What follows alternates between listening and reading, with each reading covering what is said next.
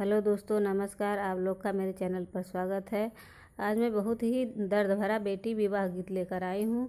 अच्छा लगेगा तो लाइक, शेयर, कमेंट और सब्सक्राइब ज़रूर करिएगा। धन्यवाद।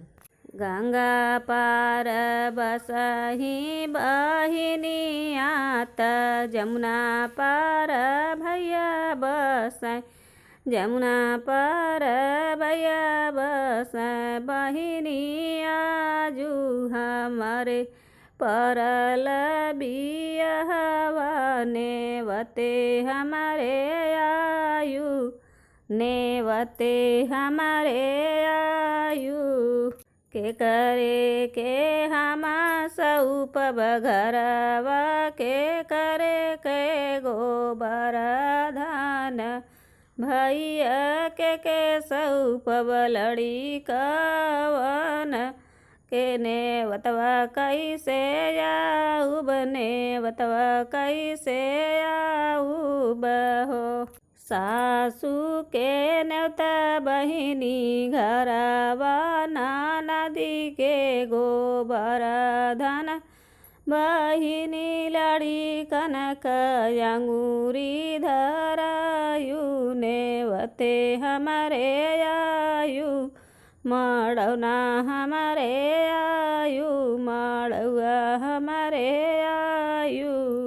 बहिनी लड़ी कनक अंगूरी धरायु, नेवते हमारे आयु, मड़ौआ हमारे आयु नी हो।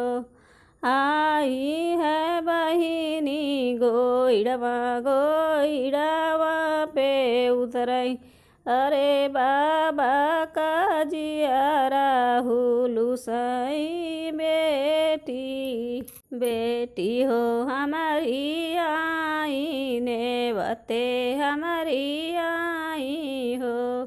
आई है बहिनी दुआरमा, दुआरमा पे उतरई, अरे भैया का जियरा हुल सई, बहनिया हमारी आई, बहनिया हमारी आई, नेवते हमारे आई, मड़ौआ हमारे आई नी हो।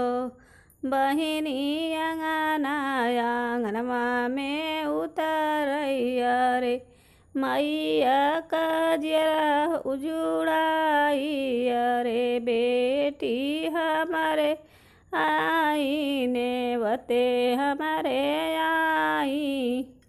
आई है बेटी मड़ौना हमारे आई, मड़ौआ में उतरई, मड़ौआ में उतरई, अरे बरवा पोवतियो न कर भाऊजी त बैरन, बैरन हमारी आई, त बैरन हमारी आई नी हो।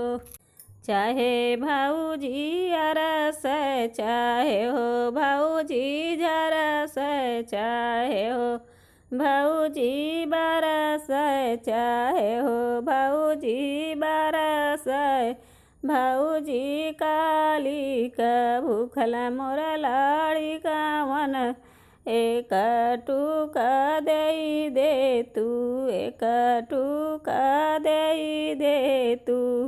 बेरिया की बेरिया हम बरजे, अरे हो कुल गोड़नु, अरे हो कुल गोड़नु, अरे हो नदी के नेवतवा जी नीदी है, लड़ी कवन ढेर बाटे, लड़ी कवन ढेर बाटे, हम तो बैठे हैं बीच मड़ौआई, जतिया हमारी ली, जतिया हमारी ली न हो।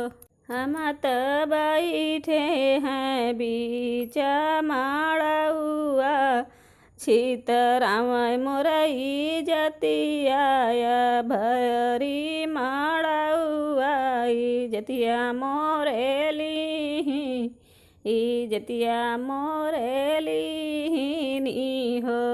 गंगा पार बसही बहिनिया त जमुना पार भैया बस जमुना पार भैया बस बहिनिया जू पड़ल हमारे बियाहवा नेवते हमारे आयु नेवते हमारे आईनी हो।